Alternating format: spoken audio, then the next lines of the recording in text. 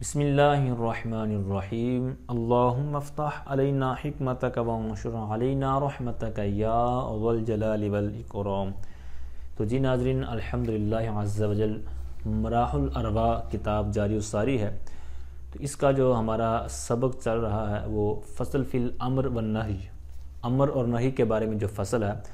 تو امر اور نہی دو چیزیں تھیں اس فصل کے اندر۔ تو آج جو ہمارا معاملہ ہے وہ امر والا کلیئر ہو جائے گا، پھر ایک سبق کے اندر وہ نہی والا معاملہ انشاءاللہ وہ ساری باتیں کلیئر ہو جائیں گی۔ تو آج کا جو ہمارا سبق ہے، یہ جو میرے پاس بک ہے مکتبۃ المدینہ کی، اس کا صفحہ 62 سے 64 تک، تو انشاءاللہ یہاں تک آج کا سبق جو ہے۔ اس کے اندر نون تاکید ثقیلہ اور خفیفہ یہ آپ نے سنے ہوں گے، اور اس کے اندر جو بھی آپ نے مسائل پہلے پڑھے ہوئے ہیں، تو انشاءاللہ ان کی حکمتیں، ان کے اندر کیا کیا راز تھے ان کو لگانے کے، ان کے حرکتوں کے، اور کو دیگر جو چیزیں ہوں گی، تو انشاءاللہ آج کے جو تقریباً 3 صفحات ہیں ان کے اندر ہم سنیں گے۔ تو آئیے بلا تاخیر سبق کا آغاز کرتے ہیں۔ تو سب سے پہلے ہے وزیدت فی آخر الامر نون التاکیدی۔ اب یہ نون نانی تثنیہ تھا نون کا، تو اضافت کی وجہ سے نون گر گیا۔ تو کہتے ہیں کہ امر کے آخر میں، آخر اور آخر میں کیا فرق ہے، میں نے پہلے عرض کر دیا پچھلے سبق کے اندر۔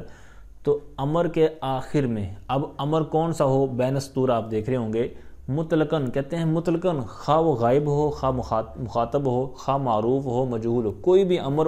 ہو امر، تو اس کے آخر میں یہ دو نون جو تاکید کے ہوتے ہیں ان کی زیادتی کی جاتی ہے، ٹھیک ہے، یعنی ان کے اندر یہ داخل ہو سکتی ہے، آخر میں لاحق ہو سکتی ہے۔ تو اب یہ کیوں ہوتی ہے، کہتے ہیں لی تاکید طلبی، اس کے اندر طلب کا معنی پایا جاتا ہے، یعنی طلب تاکید ہوتی ہے، تو اس وجہ سے یہ اس کے اندر اس کو ایڈ کر دیا جاتا ہے، اس کے اندر لاحق ہو سکتی ہے۔ اب طلب کا معنی جن کے اندر پایا جاتا ہے ان کے اندر وہ چیزیں، یہ نون تاکید ثقیلہ خفیفہ داخل ہو جاتی ہے۔ تو یہ سبق کے آخر میں 7 چیزیں آ رہی ہیں کہ جن کے اندر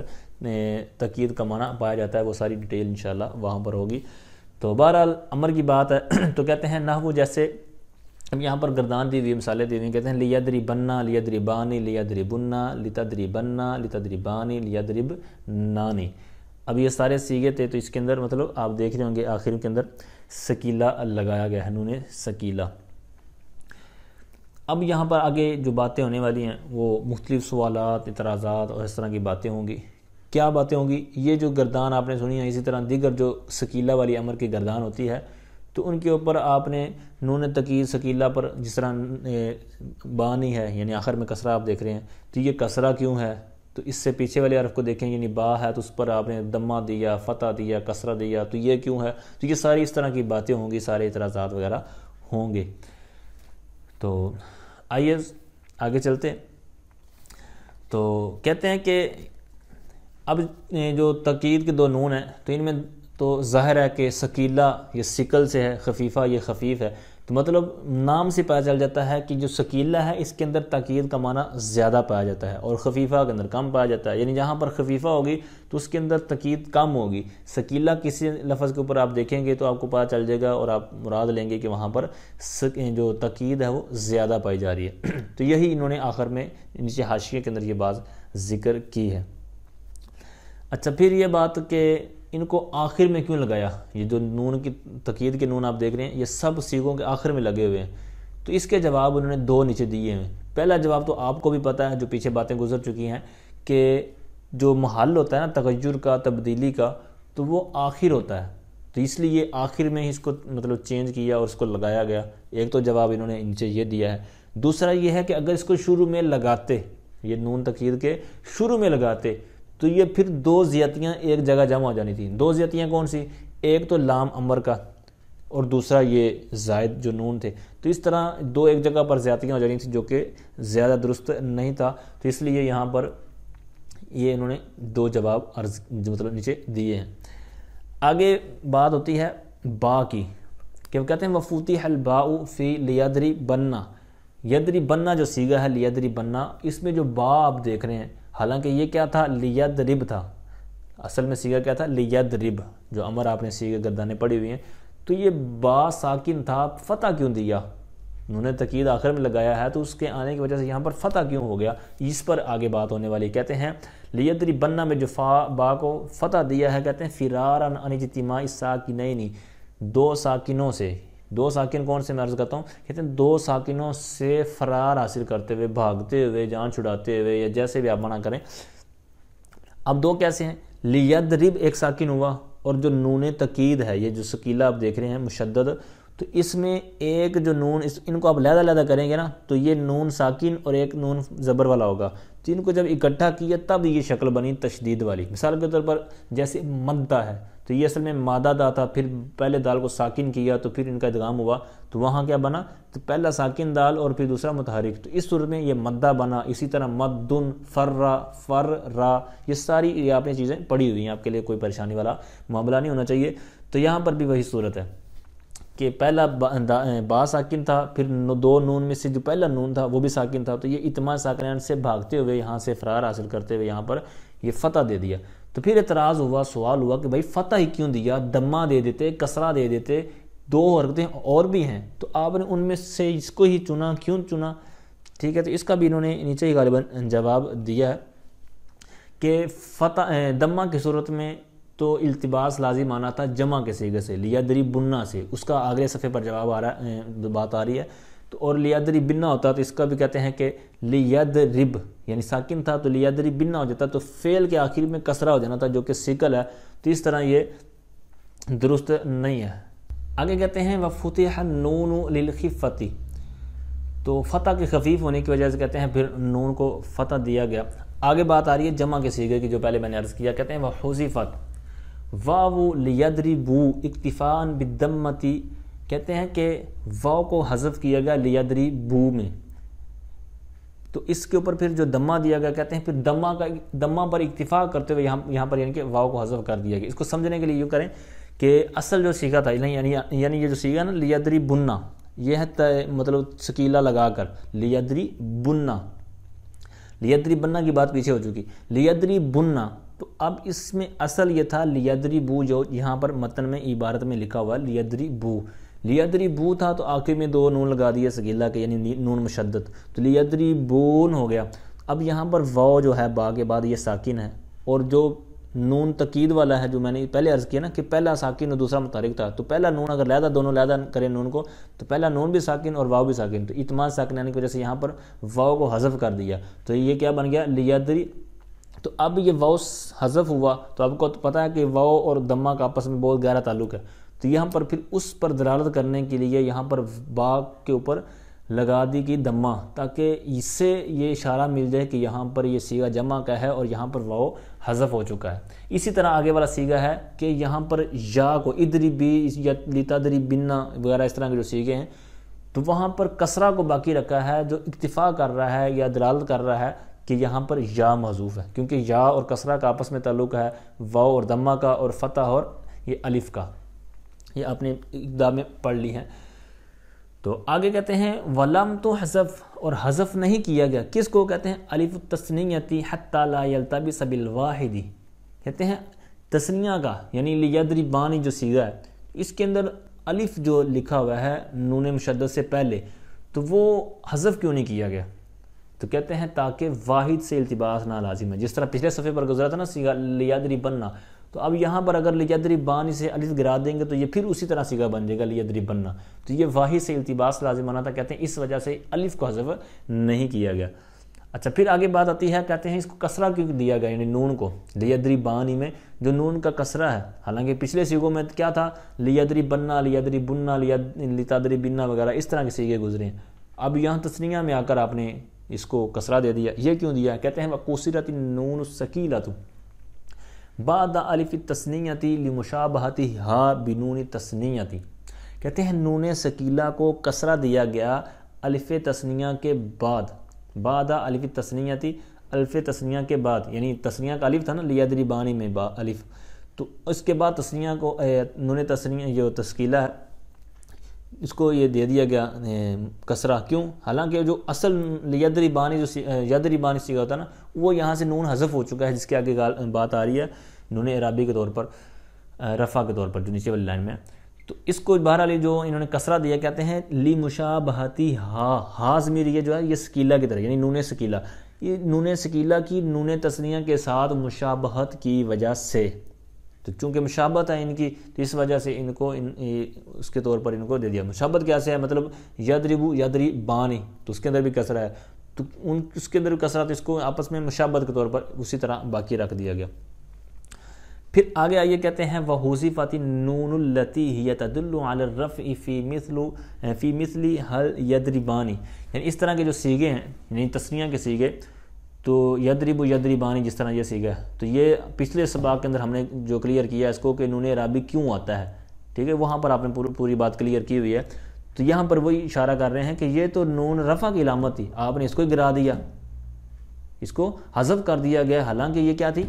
یہ دلالت کرتی تھی رفع پر، جیسے یہ مثال آگے دی حل یضربانی وغیرہ۔ تو کہتے ہیں کیوں حذف کیا؟ کہتے ہیں لِأَنَّ مَا قَبْلَ النُّونِ الثَّقِيلَةِ تَصِيرُ مَبْنِيًّا، یعنی جیسے ہی نون ثقیلہ داخل ہوا نا، وہ تو حذف ہو چکا تھا نون جو یہ اعرابی تھا، تو جب وہ حذف ہو چکا تو جب یہ ملا تو وہ جو متصل ہونے کی وجہ سے، یہ ثقیلہ کے متصل ہونے کی وجہ سے اس کا نون کا ما قبل، تو ما قبل کیا ہے؟ یعنی تد یدری با، تو یہ ہو گیا مبنی ہو گیا، تو چونکہ جو رفع کے طور پر وہ لگائے تھے نا نون اعرابی وغیرہ، تو وہ مورب ہونے کی وجہ سے تھی، اور فعل مضارع آپ کو پتہ جس طرح پچھلے سبق کے اندر بھی آپ نے کلیئر کیا کہ یہ مورب ہوتا ہے اور اس کی مشابہت وغیرہ جو اس میں فاعل سے تامہ تھی، تو اب یہ ثقیلہ کے جب نون لگائے تو اس کے اندر پھر وہ خرابی مطلب جو چینجنگ آ جاتی ہے جس کی وجہ سے یہ مبنی بن جاتا ہے، تو اسی وجہ سے کہتے ہیں کہ وہ ہم نے حذف کر دیا۔ پھر آگے اعتراض ہوا، کہتے ہیں فَإِن قِيلَ، اگر یہ کہا جائے کہ لِمَ أُدْخِلَ، کیوں داخل کیا گیا الف الفاصلہ، الف فاصلہ، ایک الف تثنیہ ہوتا ہے اور ایک الف فاصلہ، یعنی فرق کرنے والی، درمیان میں فاصلہ کرنے والی، یہ دو الف یاد رکھنے، آگے اس کی بھی بات آ رہی ہے۔ تو کہتے ہیں یہ کیوں داخل کیا، کس میں بھائی؟ کہتے ہیں فی مثلی لیضربنانی، اس طرح کے جو جمع کے صیغے ہیں، تو کہتے ہیں پھر ان کے اندر آپ نے یہ الف فاصلہ کیوں لے آئے؟ کہتے ہیں ہم نے جواب دیا فراراً عن اجتماع النونات، نونات یعنی یہ جمع ہے، یعنی تین یا اس سے زیادہ سمجھ رہی ہیں، تین جو نون ہیں ان کے اجتماع سے فرار حاصل کرتے ہیں۔ اب تین نون کون سے ہیں؟ ایک تو ہو گیا لیضربنا والا، یعنی یہ آپ جو دیکھ رہے ہیں الف سے پہلے، اور دو مشدد والے ہو گئے جو نون ثقیلہ والے، تو یہ تین نون اکٹھے ہو جانے تھے ایک جگہ پر، تو ان کو علیحدہ علیحدہ کرنے کے لیے یہاں پر الف فاصلہ لے آئے۔ الف تثنیہ تو ہے نہیں کیونکہ یہ صیغے جمع کے ہیں، تو یہ الف تثنیہ نہیں ہے بلکہ الف جمع ہے، الف فاصلہ جس کو کہتے ہیں۔ تو بہرحال یہاں تک یہ ثقیلہ کی بات کلیئر ہوئی، تو پھر آگے انہوں نے ان سے بات شروع کر رہے ہیں خفیفہ، کیونکہ دو نون ہوتے ہیں جس طرح میں نے پہلے عرض کیا، تو یہاں پر دوسری بات شروع کر رہے ہیں کہ خفیفہ کیا چیز ہے، یہ کہاں کہاں آتی کہاں نہیں آتی، ان میں کون سے اور اماموں کا اختلاف ہے۔ تو بہرحال کہتے ہیں وہ حکم الخفیفاتی مثل حکم الثقیلتی، کہتے ہیں خفیفہ کا حکم یعنی نون خفیفہ کا کیا کیا حکم ہے، یہ خفیف ثقیلہ والا ہی حکم ہے۔ تو یہ اس کی ڈیٹیل آپ نصاب الصرف میں پڑھ چکے ہیں، کن کن صورتوں میں یہ یہاں پر بات ہو رہی ہے، مطلب جو پیچھے باتیں ہو چکی نا، جہاں پر زبر کی بات ہوئی، پیش کی بات ہوئی، زیر کی بات ہوئی وغیرہ وغیرہ، تو یہ ساری باتیں جو یہاں پر فٹ ہو سکتی ہیں، جو سیغے آگے کہہ رہے ہیں کہ جن پر یہ آتی ہے، تو ان پر آپ نے وہی قیاس کر لینا ہے۔ مگر اللہ سے کہہ رہے ہیں، استثناء کر رہے ہیں کہ کن سیغوں میں یہ نہیں آتی، مگر یہ کہ انہ یعنی خفیفہ جو ہے لا يدخل بعد الالفین، دو الفوں کے بعد یہ داخل نہیں ہوتی۔ اب دو الف کون سے ہیں؟ جس طرح میں نے پہلے عرض کیا کہ دو الف وہ ہیں، ایک تو الف فاصلہ ہو گیا اور ایک الف تثنیہ۔ تو الف تثنیہ آپ کو پتہ ہے کہ چار تثنیہ ہوتے ہیں، ٹھیک ہے، تو چار تثنیہ کے صیغے ہو گئے اور دو جو جمع کے ہو گئے، جو اس اوپر بات ہوگی، تو ان کے اندر یہ نہیں آتا۔ بھائی کیوں نہیں آتا؟ تو یہاں پر ایک خرابی لازم آتی ہے ساکنین والی، تو وہ آگے اس کی بات کریں، کہتے ہیں اجتماع الساکنین فی غیر حدہ، اجتماع ساکنین فی غیر حدہ لازم آنے کی وجہ سے یہ مطلب کہتے ہیں کہ یہ ان میں نون خفیفہ داخل نہیں ہوتا۔ اجتماع، یہ اس اصطلاح آپ نے یاد رکھنی ہے، اجتماع ساکنین فی غیر حدہ، یہ پوری ایک اصطلاح کا نام ہے، اس کو آپ نے اسی طرح یاد رکھنا ہے۔ اجتماع ساکنین فی غیر حدہ لازم آنے کی وجہ سے ان 6 صیغوں میں نون خفیفہ نہیں آتا۔ اب یہ کیا ہوتا ہے، یہ میں عرض کرتا ہوں، دو چیزیں ہوتی ہیں نون اجتماع ساکنین فی حدہ اور فی غیر حدہ۔ اجتماع ساکنین فی حدی ہی اور اجتماع ساکنین فی غیر حدی ہی، دو چیزیں. اجتماع ساکنین فی حدی ہی یعنی غیر والی تو عبارت یہاں پر موجود ہے نا، اور اگر اس کو ہٹا دیں اجتماع ساکنین فی حدی ہی ہو تو یہ جو اجتماع ہوتا ہے نا یہ جائز ہوتا ہے. یعنی دو ساکن بھی ہیں، جمع بھی ہو گئے ہیں، لیکن شرط وہ صورت کیا بنتی ہے؟ اجتماع ساکنین فی حدی ہی. تو پھر یہ اجتماع دو ساکنوں کا جائز ہو جاتا ہے، وہاں کسی کو حذف کرنے کی ضرورت نہیں پڑتی. اس کی مثال دیکھیں اور اس کی تعریف سمجھیں ساکنین کی، پھر آپ کو سمجھ آ جائے گا کہ پہلا حرف ساکن مدہ ہو، یعنی جس طرح ہوتا ہے نا الف مدہ، واو مدہ، یا مدہ، تو پہلا جو حرف ساکن ہے وہ مدہ والا ہونا چاہیے، اور دوسرا جو حرف ساکن ہے وہ مدغم ہو. اس کی مثال جیسے الضالین سورہ فاتحہ کے اندر آتی ہے، اس میں اب یہ دعاد الف دعا، یہ مطلب دعاد کے بعد یہ مدہ یا الف مدہ، تو اب یہ ساکن الف، اور آگے الضالین تو لام مشدد ہے. تو جس طرح میں نے پہلے نون پر بات کی کہ اس کو علیحدہ علیحدہ کریں تو پہلا نون ساکن دوسرا متحرک، تو یہاں پر بھی لام پہلا ساکن دوسرا لام متحرک، تو یہ لام ساکن یہ مدغم ہے یعنی ادغام والا ہے. اور پہلی دونوں صورتیں یہاں پر پائی جا رہی ہیں کہ پہلا حرف ساکن مدہ ہو اور دوسرا حرف ساکن مدغم ہو، جیسے ضالین. تو یہاں پر وہ اجتماع ساکنین فی حدی ہی ہوا. تو یہاں پر چونکہ دو اجتماع ساکنین ہو رہے ہیں یعنی دو ساکن پائے جا رہے ہیں تو یہ جائز ہے، اس کے اندر کوئی خرابی لازم نہیں آ رہی. اور جو ہم سبق پڑھ رہے ہیں اور 6 سیغوں والی جو بات ہے تو ان کے اندر کون سی خرابی لازم آتی ہے؟ وہ ہے غیر حدی ہی. اب اس کی تعریف تھوڑا سا فرق ہے اس کے اندر کہ پہلا حرف ساکن مدہ ہو جس طرح اوپر بات تھی، اور دوسرا حرف ساکن مدغم نہ ہو. اوپر تھا مدغم ہو جس طرح ضالین لام مشدد تھا یعنی مدغم تھا، اس میں ادغام ہو چکا تھا. اور دوسری صورت جس میں جائز نہیں ہے فی غیر حدی ہی، اس میں صرف فرق یہ ہے کہ مدغم نہ ہو. اس کی مثال یہ جو ہم پڑھ رہے ہیں کہ جو سیغے تھے، یہ جو 6 سیغے لگا لیں آپ، تو ان کے اندر مطلب یہ نہیں پایا جاتا، جس کی وجہ مثال کے طور پر لیدربان، تو یہاں پر یہ ناجائز صورت ہوگی. کیوں؟ اب یہاں دیکھیں لیدربان آخر نون خفیفہ لگایا اور وہ ساکن، اور پہلا جو ہے وہ لیدربا مدہ والی صورت تو پائی جا رہی ہے. تو اب یہ مدغم نہیں ہے جو دوسرا ساکن ہے نا، کیونکہ وہ اکیلا نون خفیفہ ہے، تو اس وجہ سے یہ خرابی لازم آتی ہے. اچھا، ایک امام صاحب ایسے ہیں کہ جن کے نزدیک، ہمارے نزدیک تو یہ تھا نا جمہور کے نزدیک کہ 6 سیغوں میں یعنی بعد الالفین والی بات، یا لا یدخل بعد الالفین، یعنی ان سیغوں میں یہ داخل نہیں ہوتی، یعنی وہ 6 سیغے ٹوٹل بنتے ہیں، 4 تثنیہ 2 جمع کے جو میں نے عرض کیا. اب یہ جو بقیہ امام یونس ہیں یہ کوفیوں میں سے ہیں، آپ دیکھ رہے ہوں گے، تو یہ کہتے ہیں کہ سکیلہ جس طرح سب سیغوں پر آتی نا، کہتے ہیں یدخل یہ داخل ہوتا ہے، یا یدخلو اس کو داخل کیا جاتا ہے قیاساً علی الثقیلۃ سارے سیغوں پر، یعنی جس طرح سکیلہ سب سیغوں پر داخل ہوتی ہیں اسی طرح یہ سب سیغوں پر داخل ہو جاتی ہے. تو اب یہ وجہ کیا ہے؟ تو اس کی وجہ حاشیہ میں انہوں نے بیان کی ہے. وجہ یہ سکیلہ کے ساتھ حاشیہ نمبر 2 ہے، مطلب تلفظ کرنا ممکن ہے. اس پر انہوں نے آگے بیان بھی کیا ہے کہ یا تو اب یا جو آخر والا ہے یا اضافت کا یہ ساکین ہے، اور اس سے پہلے جو الف ہے یہ بھی ساکین ہے. تو یا اب ان کا مطلب تلفظ میں نے جو بولا کیا تو یہ ہو گیا. اسی سے کہتے ہیں کہ یہ خفیفہ پر بھی یہ اس کا تلفظ ہو سکتا ہے، تو لہٰذا یہ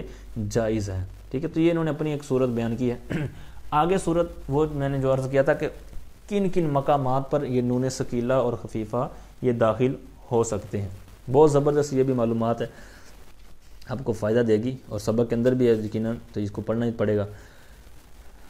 تو کہتے ہیں کہ وکیل تاہما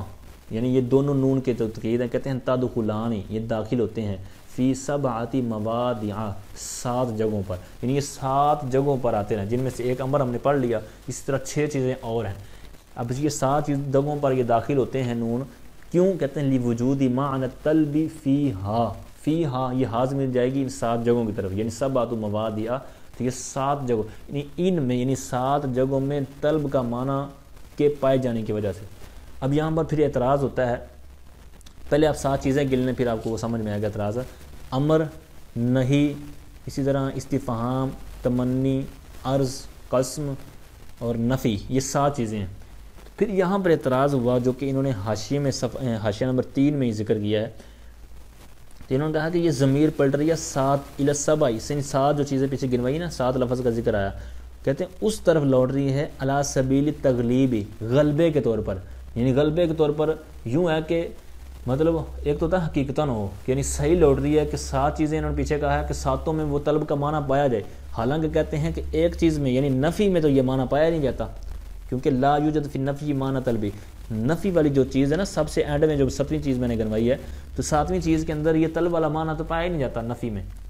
تو پھر یہ کیسے معنی ہو گیا کہ وجود معنی طلبی فیہا، کہ ان میں یعنی 7 چیزوں میں 7 جگہوں پر طلب کا معنی پایا جاتا ہے، اس وجہ سے یہ ان کے اوپر یہ داخل ہو جاتی ہیں، تو یہ تھوڑی سی ایک تراز بنتا تھا، تو انہوں نے پھر اس کا جواب دیا کہ ہو سکتا ہے کہ یہ غلبے کے طور پر ہو۔ غلبہ کیا؟ اب اس کو مثالیں سمجھیں، جس طرح ہم بولتے ہیں والدین، حالانکہ والدین یہ مذکر ہے اور اس کے اندر مذکر بھی ہے مؤنث بھی ہے، یعنی والد اور والدہ دونوں کے لیے ایک لفظ بولا جاتا ہے والدین، حالانکہ والدین لفظ یہ مذکر ہے، اس کے اندر مؤنث کی لامر نہیں ہے، تو یہ غلبہ ہوتا ہے، یعنی مذکر کو مؤنث پر غلبہ دے دیا گیا اور ایک ہی بات شمار کر لی گئی۔ اسی طرح کم رین، قاف نقطوں والا میم را، کم رین یعنی تثنیہ، یہ کس کو بولتے؟ قمر ویسے تو چاند کو بولتے ہیں نا، تو کم رین جب ہوگا تثنیہ تو اس کا مطلب ہوگا چاند اور سورج، تو یہ غلبہ دے دیا جاتا ہے چاند کو سورج پر، تو یہ لفظ بول دیا جاتا ہے کم رین۔ اسی طرح حضرت ابوبکر صدیق اور حضرت عمر رضی اللہ تعالی عنہ، اس کو مطلب بول دیا جاتا ہے لفظ رین، تو اب حالانکہ ان کے اندر 2 شخصیات شامل ہیں لیکن غلبہ دیتے ہوئے تو یہ اس طرح ہو جاتا ہے۔ تو یہ بلاغت کی بات ہے جو انشاءاللہ آپ شاید پڑھ رہے ہوں یا آگے انشاءاللہ پڑھیں گے، تو وہاں پر یہ بات آتی ہے غلبے والی، تو یہاں پر اسی یہ اصطلاح کو انہوں نے استعمال کیا، یہاں نیچے جو حاشیے میں انہوں نے بیان کیا نا غلبے والی بات، تو یہ اس طرف اشارہ کیا جو میں نے چند مثالیں آپ کو عرض کی۔ اچھا جی، اب یہ اعتراض تھا، اور جو اس کا معنی انہوں نے اعتراض کیا نا کہ اس کے اندر نفی کا معنی نہیں پایا جاتا، تو یہ اس کا جواب جب نفی کی بات آئے گی وہاں پر دیا جائے گا۔ تو بہرحال وہ 7 چیزیں کون سی ہیں؟ نمبر 1 فی الامری، امر میں مطلقاً، جس طرح پہلے میں نے عرض کیا غائب ہو، حاضر ہو، مجہور ہو، معروف ہو، ساری باتیں جو پیچھے ہو چکی ہیں، کما مر رسید نے اسی طرف اشارہ کر دیا، یعنی امر کے متعلق تو ڈیٹیل ہم نے پڑھ لیا۔ نمبر 1 یہ ہو گیا فی الامری تھا، تو اسی طرح آگے والی جو 6 چیزیں رہ گئی ہیں ان میں بھی فی محذوف مان کر اسی طرح عبارت پڑھی جائے گی، فی النہی، فی الاستفہامی، فی التمنی، ٹھیک ہے، اس طرح پڑھیں گی کیونکہ فی ہمیں یہاں پر انہوں نے دے دیا ہے۔ آگے دوسری بات النہی والنہی، تو نہی کسے کہتے ہیں؟ امر کو تو آپ کو پتہ ہے، جس طرح بات ہو چکی کہ کسی کو حکم دینا یعنی اس سے طلب کرنا، یعنی تو مار، تو یہ مارنے والا فعل تو طلب کر رہا ہے اسے۔ نہیں جیسے لا تدری بننا، تو ہرگز نہ مار، ضرور تو نہ مار، اس طرح کا معنی جو کریں گے، تو یہاں پر بھی ترک فعل کو طلب کیا جا رہا ہے، یعنی تو نہ مار، تو یہ کام سے روکنا یہ طلب کیا جا رہا ہے، تو اب یہ اس کے اندر بھی طلب کا معنی پایا جا رہا ہے، تو اسی طرح اس کے اندر یہ نون سکیلہ آ سکتا ہے، خفیفہ آ سکتا ہے، کیوں؟ طلب کا معنی پایا جا رہا ہے۔ استفہام کے اندر طلب کا معنی کیسے پایا جاتا ہے؟ اس کا حاشیہ 4 میں انہوں نے ذکر کیا، کہتے ہیں وَهُوَ طَلْبُ حصول صورت الشیء فی الذہن، یعنی ذہن میں صورت شے کے حصول کا طلب، جو طلب کرنا ہوتا ہے تو یہ پایا جاتا ہے۔ تو یہ جس طرح حل تدری بننا اور تمنی جو ہے، اس کے اندر کون سی صورت پائی جاتی ہے؟ کہتے ہیں اس کی حاشیہ نمبر 5 میں کہتے ہیں وَهُوَ طَلَبُ حصول صورت الشیء علی سبیل المحبت، یعنی کسی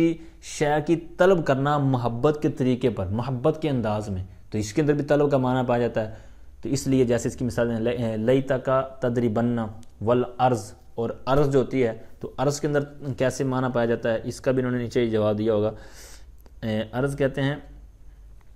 وَهُوَ طَلَبُ الشَّيْءِ وَالْأَمْرِ بِاللَّيِّنِ، یعنی نرمی کے انداز میں شے اور امر کی طلب کرنا، ٹھیک ہے، تو اس کے اندر بھی یہی صورت پائی جاتی ہے۔ اور آگے کہتے ہیں کہ والقسم، قسم کے اندر، یعنی قسم کے اندر طلب کا معنی پایا جاتا ہے، وہ کیسے پایا جاتا ہے؟ پھر اس پر بھی تھوڑی سی بات ہوئی، اعتراض ہوا کہ بھائی قسم کے اندر تو نہیں ہوتا، مثال کے طور پر واللہ لا ادری بننا، تو کہتے ہیں اس کے اندر تو نہیں ہوتا یہ کہ اللہ کی قسم میں ضرور ماروں گا، تو اس کے اندر طلب والا تو معنی کوئی نہیں ہے، تو آپ نے کیسے کہہ دیا کہ اس کے اندر طلب کا معنی ہے اور اس پر نون ثقیلہ خفیفہ آ جاتی ہے؟ جس کا نمبر حاشیہ نمبر 7 میں انہوں نے اس کا ذکر کیا ہے، یہ صحیح، یہ سارا اعتراض جو میں نے ابھی عرض کیا نا کہ اس کے اندر معنی طلب کیسے پایا جاتا ہے قسم کے اندر، تو پھر کہتے ہیں میں نے اس کا جواب یہ دیا فیہ معنی طلبی، اس کا معنی طلب یوں ہے کہ جب تو کہے تاللہ لافعلن کذا تو فإنک قلت، تو اس وقت تیرا مراد یہ ہوگی کہ اسأل اللہ،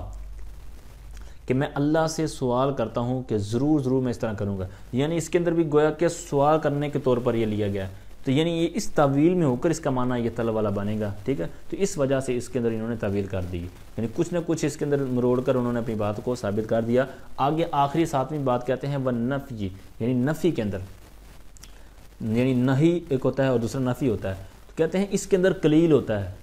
یعنی نون تقید ثقیلہ خفیفہ قلیل ہوتا ہے، کیوں کہتے ہیں مشابہۃ بالنفی، یعنی اس کے اندر نہی کے ساتھ مشابہت ہوتی ہے، یعنی سیغے کے اعتبار سے، یعنی دونوں سیغے ایک جیسے ہوتے ہیں، جس طرح لا تدری بننا یہاں پر بھی ہے اور اوپر بھی اسی طرح کا سیغہ تھا لا تدری بننا، تو یہ مشابہت ان کے اندر، تو اس وجہ سے کہتے ہیں کہ اس کے اندر قلیل ہے۔ اب رہی بات اس کو لے کر کیوں گے آئے، حالانکہ اس کے اندر وہ طلب والا معنی وغیرہ نہیں ہوتا، تو چونکہ اس کی اس کے ساتھ مشابہت ہے جو کہ انہوں نے خود ہی جواب دے دیا، تو اس سیغے کی مشابہت یا دو انہوں نے مشابہت بیان کی ہے، اس کی وجہ سے کہتے ہیں کہ یہ بھی ان 7 چیزوں میں داخل ہے۔